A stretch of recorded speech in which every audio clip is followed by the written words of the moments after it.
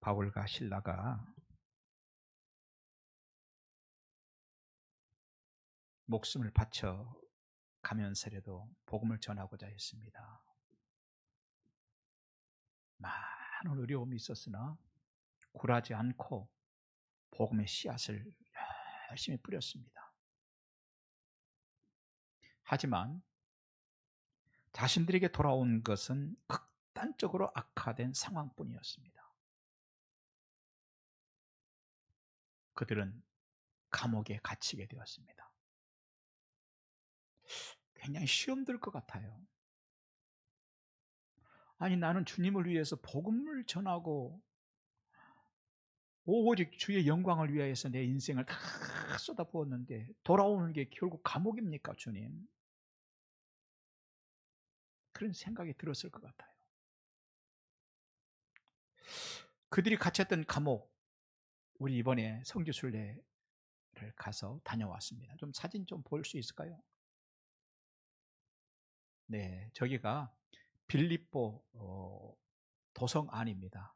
그러니까 지금 건물들은 다 사라지고요. 그 토대만 이렇게 남아 있네요. 뼈대만. 그리고 이제 그 도시가 어떻게 되었었다는가 하는 그런 정도만 남아 있습니다. 저 좌측은 바울이 복음 전하다가 신라하고 거기서 복음 전하다 엄청나게 두들겨 맞은 곳입니다. 누구에게 맞았겠어요? 이제 그때 당시에 병사들이겠죠. 병사들이 두들겨 팬 거예요. 그게 누구냐면 간수죠. 간수를 포함해서 두들겨 맞고, 그 다음 사진요. 저기가 이제 갇히게 됩니다. 지금은 다 이제 입구가 다 헐어졌는데 감옥이 저렇게 생겼습니다. 그때 당시의 감옥이. 저 뒤에는 언덕 산이고 거기는 이제 좀 파내고 거기에 사람을 두 사람 가뒀죠. 그 다음에요. 저기가 이제 입구에 지금은 철문을 해서 이제 달았습니다. 그때도 철문으로 달았었겠죠. 저기 가서 봤더니 세인트 바울의 감옥 이렇게 되어 있어요. 뭐 성자 감옥, 빌립 바울의 감옥 이렇게 되어 있는 것 같았어요. 저기에 갇혔어요. 그렇게 두들겨 맞고 감옥에 갇히니 여러분 얼마나 속이 상했겠어요. 내가 예수 믿고 복음 전하면 나에게 큰 축복이 와야 될 거 아니에요. 하나님 큰 것 선물로 주셔야 되지 않겠어요? 근데 선물과 축복이 아니고 감옥이라니요, 이게. 자, 하지만 바울과 실라는요, 자신들에게 좋은 상황 되면 예수 잘 믿고 상황이 어려워지면 시험 들고 그런 사람들 아니었습니다. 상황 때문에 살고 죽는 자들이 아니라 십자가에서 나를 위해 죽으신 후에 부활하신 예수님 때문에 죽고 사는 사람들이었어요. 상황 때문에 내가 살맛이 나고 상황 때문에 뭐 살맛이 안 나고 이러는 게 아니라 예수님 때문에, 나를 위해 죽으신 예수님, 부활하신 예수님 때문에 살맛이 나고 그 예수님 때문에 복음이 전해지지 않을 때 살맛이 나지 않던 그런 사람들이었어요. 그래서 이런 사람들이다 보니까 몸은 감옥에 갇혀 있지만 그들의 시선은 선명하게 하나님께 고정이 됩니다. 그러니 그들은 그런 감옥에 갇혔어도요 찬양을 하죠. 내 주는 살아계시고 주 안에 나 있어. 주님은 오늘도 살아계십니다. 주님 안에 내가 또 있습니다. 찬양합니다. 내 주를 가까이 하려 하면 십자가 짐 같은 고생이나 찬양을 합니다. 그리고 기도를 합니다. 상황 때문에 주님을 믿고 상황 때문에 시험 드는 사람들이 아니라 십자가에서 나를 위해 죽어주신 주님 때문에 그들은 살 맛이 나고 죽을 맛이 나는 사람들이었기 때문에 감옥에 갇혔어도 그들은 찬양을 하고 기도합니다. 그런데 갑자기 그 감옥에 하나님의 임재가 강력하게 임합니다. 그러자 그곳은 새로운 질서가 지배하죠. 그들이 찬양하고 기도하는데 갑자기 땅이 두두두두두 흔들리기 시작합니다. 감옥문이 뚝 떨어져 나갑니다. 그들을 묶고 있던 찾고 채워놓았던 쇠사슬로 채워놓았던 그 바위에 쇠말뚝을 박아가지고 채워놓았던 그게 뚝뚝뚝 끊어집니다. 그 순간에 그곳에 새로운 질서가 완전히 지배를 하죠. 사람들이 사람을 가두는 세상의 질서는요, 의미조차 없게 됐습니다. 이전에는 아무도 감옥을 나갈 수 없었으나 이제 원한다면 누구라도 나갈 수 있게 됐습니다. 언제라도 감옥을 나갈 수 있는 상황이 벌어졌습니다. 하나님의 임재가 일어날 때 땅이 흔들리고 손에 채워진 착고가 철컥거리고 풀어지고 감옥문이 뚝 떨어져 나가버립니다.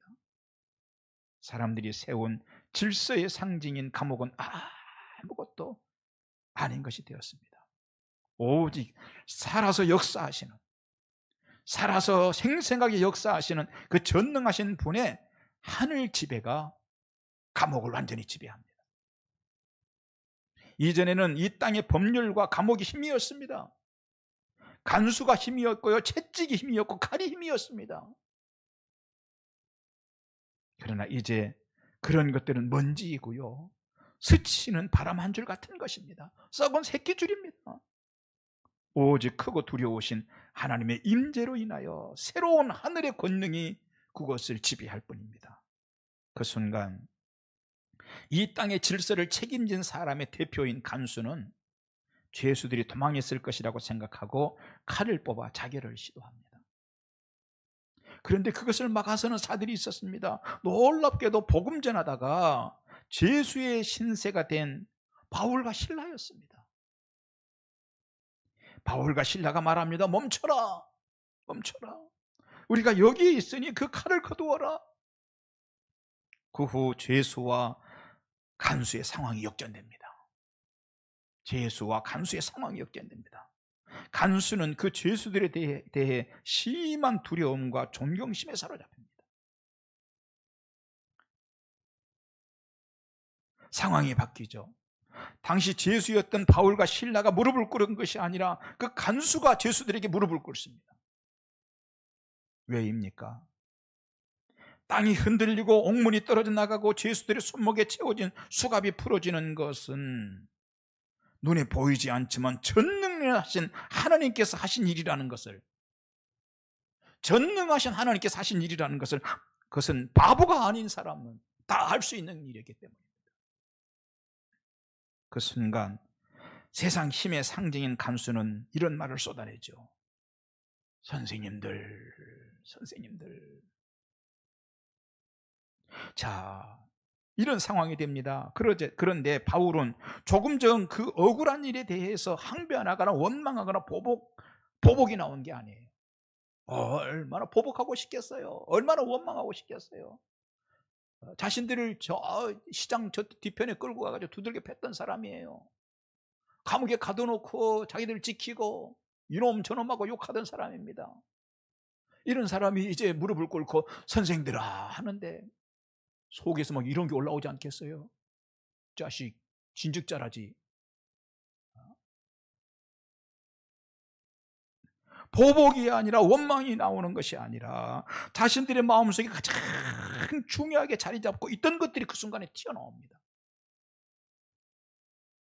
주 예수예요. 주 예수가 튀어나옵니다. 그래서 뭐라고 말합니까? 주 예수를 믿으라. 그리하면 너와 네 집이 구원을 얻으리라. 사람은요, 결정적일 때 뭐가 튀어나옵니까? 자기 속에 가장 소중한 것이, 가장 중요하게 여기는 거, 이게 튀어나오게 되어 있는 거예요. 바울은 그 순간에 가장 소중한 것은, 가장 결정적인 건 뭐 억울한 거, 그게 가장 강력하게 자리 잡은 게 아니라 그 순간에도 그의 마음속에 가장 강력하게 자리 잡고 있던 것은 주 예수였던 것입니다.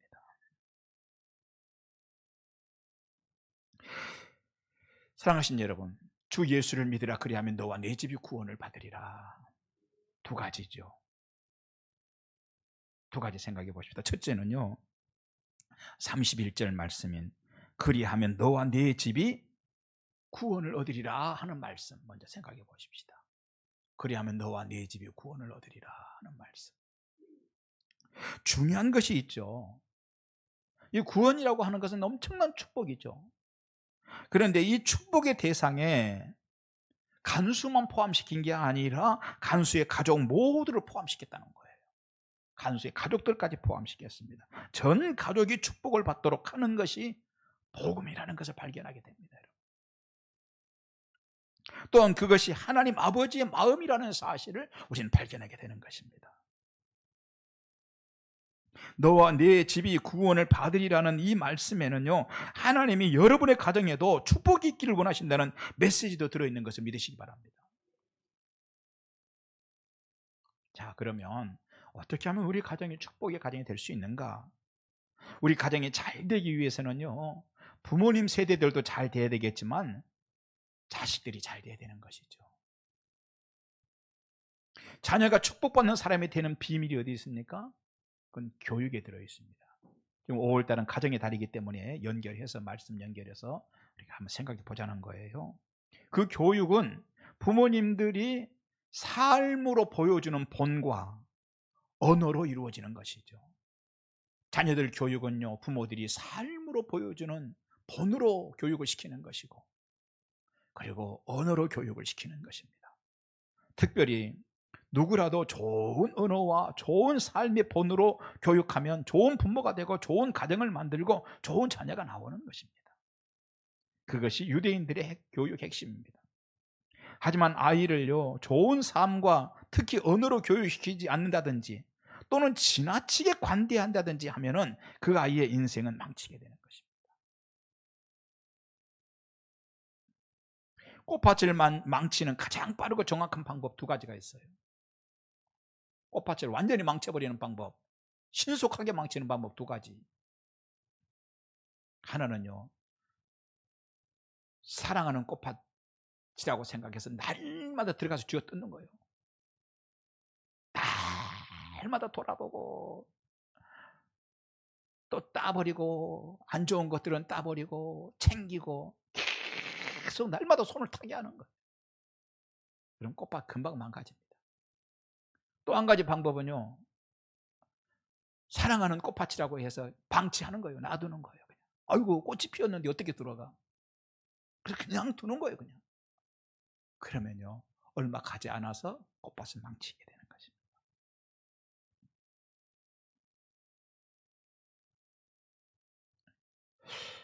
하지만 꽃밭을 가꾸듯이 아이들에게 예의를 가르치고, 어른들을 만나면 이렇게 해야 된다, 친구들하고는 이렇게 해야 된다, 선생님에게 이렇게 해야 한다, 예의를 가르치고 해야 할 행동과 하지 말아야 할 행동을 가르치고 신앙을 가르치면요, 잘 관리된 꽃밭처럼 어린아이는 아름다운 인생이 될 수 있는 것입니다. 여러분, 우리 자녀들이 잘 돼야 복 있는 가정이 되는 것이죠. 그러기 위해서 뭐가 필요하다고요? 교육이 필요하다는 거예요. 그 교육은 무엇으로 한다고요? 부모가 본이 되는 삶으로 하는 거예요.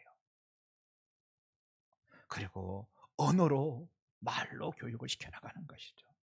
우리 인간은 태어날 때부터 돌봄이 필요하고 교육이 필요합니다. 소나 염소는 태어나자마자 벌떡 일어납니다. 그리고 걷기 시작합니다. 그러나 사람은요, 오직 젖을 먹는 일 외에는 할 수 있는 것이 없습니다. 태어나면 엎어지고 기어다니는 데에도, 일어나 앉는 데에도요, 1년 정도의 학습이 필요합니다. 심지어 우리는 인생의 3분의 1인 20년을 부모의 보호 아래서 교육을 받습니다. 그런데 인간의 교육은요, 부모가 살아가는 삶의 모습으로 교육을 시키는 거예요. 그리고 부모가 가르쳐주는 언어로 교육을 시키는 것입니다. 때문에 부모의 삶의 모습과 언어가 참 중요합니다. 언어에는 좋은 언어가 있고 나쁜 언어가 있습니다. 제가 한 20대 때 남대문 시장 가봤습니다. 그랬더니 그 테이블 하나를 만들어 놓고 이렇게 머리에 뭐 이렇게 희한한 수건 같은 거나 동여면 사람이 올라와 가지고 박수 치면서 막 골라 그러더라고요. 3,000원, 3,000원, 3,000원. 저 정도면 한 15,000원은 돼야 되는데 3,000원, 3,000원이라고 하면 사람들이 쫙 몰립니다. 그러면요, 그 물건은요 당장에 싸구려가 딱 되는 겁니다. 그것을 뭐라고 말하냐? 디스카운트라고 합니다. 우리 언어 가운데도 이런 언어 있습니다. 디스카운트 언어이죠. 교육을 통해서 복의 근원이 되어야 할 가정이나 교회에 디스카운트 언어가 있지 않도록 해야 합니다. 아이들이 무엇인가 잘못을 반복할 때 디스카운트를 확 해버려가지고 사람들에겐 다 틀렸어 라고 말하면 그것은요 디스카운트 언어입니다. 그런 언어는 아이들의 가슴에 비수가 됩니다. 아이가 평소에 학교에서 32점 정도 받아와요, 시험 성적이. 그런데 어느 날 시험을 봐가지고 85점을 받았어요. 얼마나 자랑스럽게 했어요. 집에 가서 자랑하고 싶어요. 그래서 엄마 오늘 85점 받았어. 그런데 엄마가 아이고 오늘 시험이 참 쉬웠던가 보나. 아이 디스카운트 하는 거예요. 내 아이를 싸구리로 또리를 하는 겁니다. 때문에 가정에서 교회에서 아이들을 향한 디스카운트 언어를 사용하면 안 됩니다. 교회에서도 참으로 예수께서 피 흘려서 데려다 놓은 아이들에게 그렇게 싸구려로 도장을 찍지 말아야 합니다.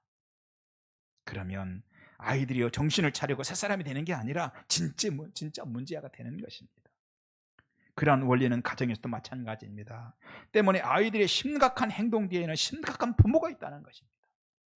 그래서 요즘에는 아이에게서 문제를 찾지 않고 부모에게서 문제를 찾으려고 합니다. 그런 부모를 살펴보면 아이들에게 주로 사용하는 말이 있어요. 뭐냐면 안 돼 하는 말이에요. 그거 만지면 안 돼, 지저분하게 하지 마, 그만해 하는 말 가득합니다. 그런 부정적인 언어가 부정적인 사람을 만듭니다. 그런 가정에서 자라면 아이가 따돌림의 대상이 되거나 반대로 다른 아이들을 따돌리는 아이가 됩니다. 하는 언어가 중요합니다. 그런데 반면에 좋은 언어도 있습니다. 좋지 않은 언어를 우리가 뭐라고 그래요? 디스카운트 언어라고 그러고요. 좋은 언어를 뭐라고 그러냐? 스트로크 언어라고 합니다. 그 스트로크 언어는 긍정적으로 들어주고 격려해주고 칭찬해주는 말들입니다. 그래서 야 괜찮다, 다음에 잘해보자 하는 말이죠. 그리고 사람은 누구나 실수할 수 있는 거야, 앞으로 잘할 수 있어 하는 말들인 것입니다.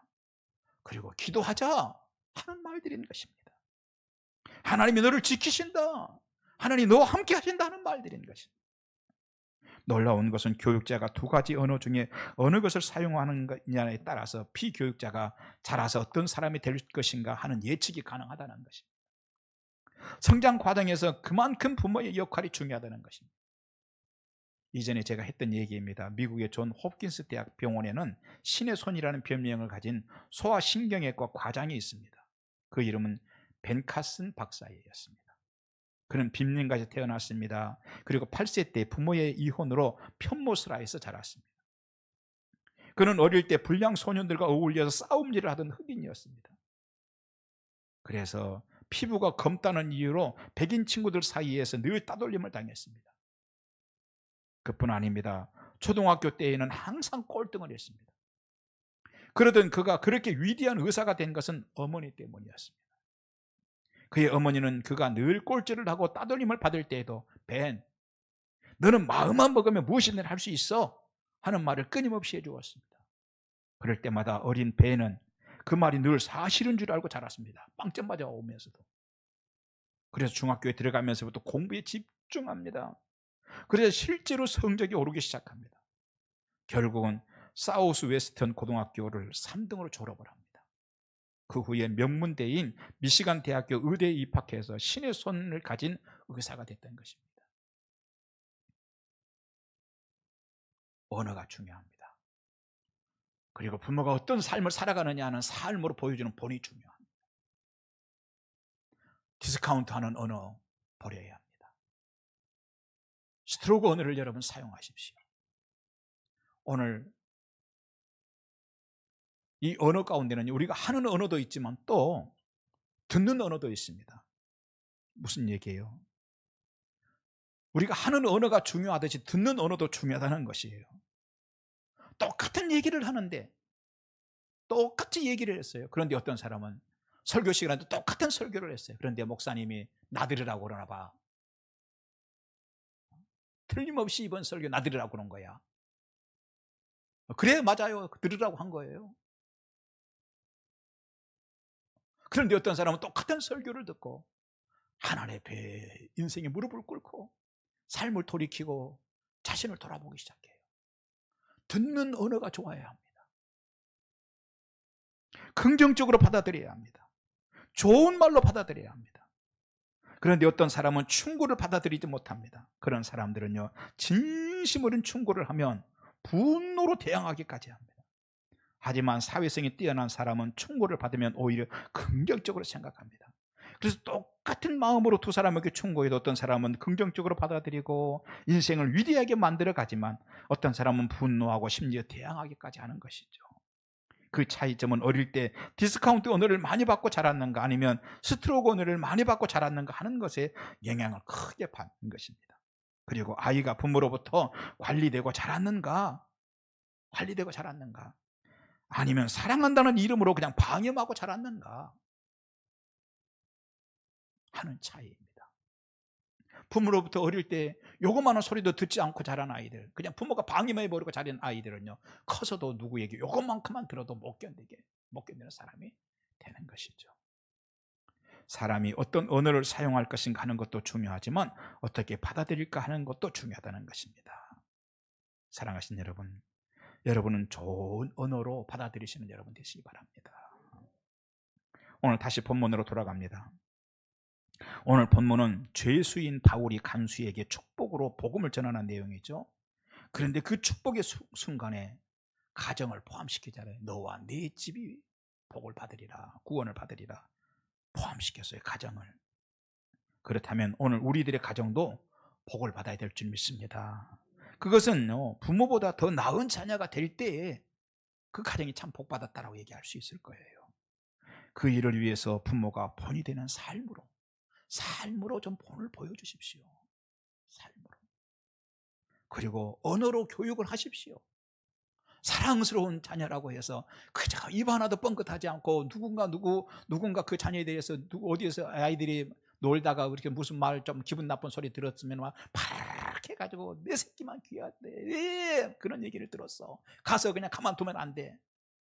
여러분 이렇게 하지 마시고 그래 가면서 아이들이 둥글둥글하게 모난 게 있으면 깎이고 그렇게 사는 거예요.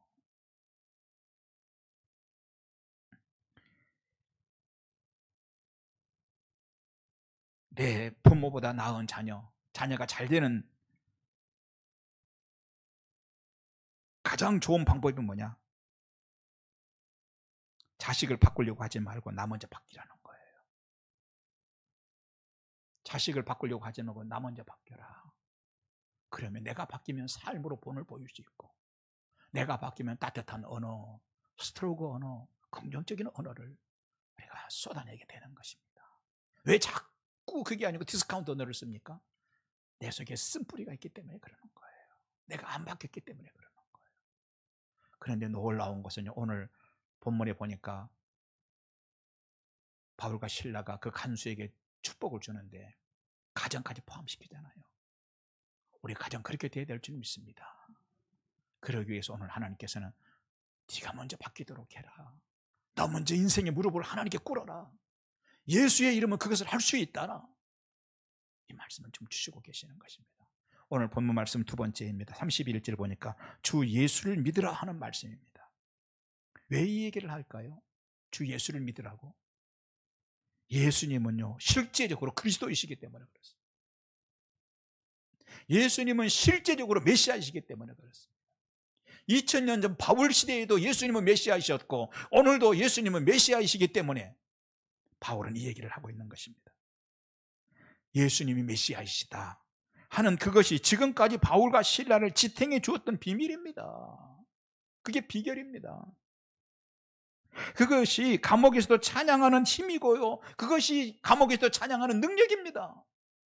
어떻게 여러분 두들겨 맞고 예수 믿는다고 복음 전한다고 두들겨 맞고 감옥에 갇혔는지 찬양이 나오겠습니까? 그거요 남다른 능력이에요.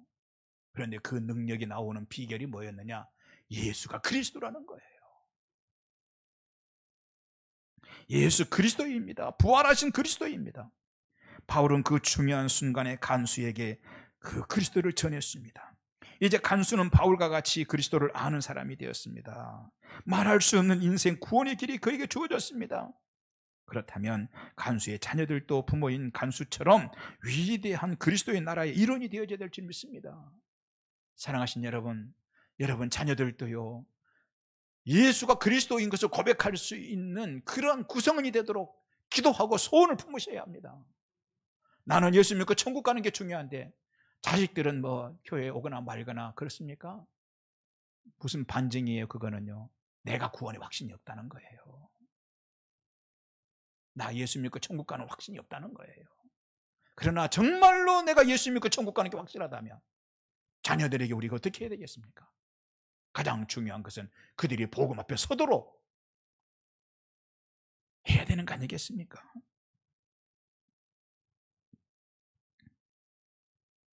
그것은 예수님을 마음에 받아들이는 것입니다.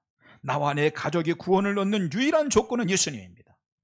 나와 내 가족에게 가장 축복된 사건은 예수 그리스도가 나의 주님이 되고 그 주님이 나와 우리 가족의 주님이 되는 것입니다. 그 과정에서 중요한 것은 예수가 그리스도라는 것입니다. 그 주님에게는 상황을 바꾸시는 능력이 있습니다. 사람을 바꾸시는 능력이 있습니다.